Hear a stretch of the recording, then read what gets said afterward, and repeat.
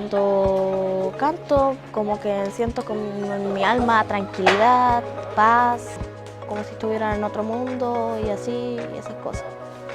Y la verdad es que es súper bueno cantar, como que te ayuda a desestresarte. Las clases me parecen súper entretenidas porque es como una nueva forma de aprender.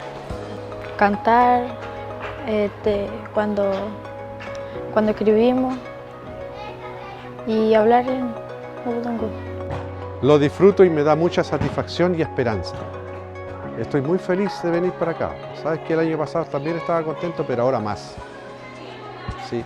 Y hay buena recepción de los maestros también, de los profesores, el director, mucho respeto. Eso me parece muy importante. El proyecto que estamos desarrollando del patrimonio cultural para la escuela ha sido muy importante e interesante.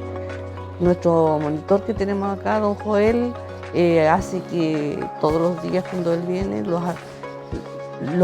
invita a que sigan con la cultura.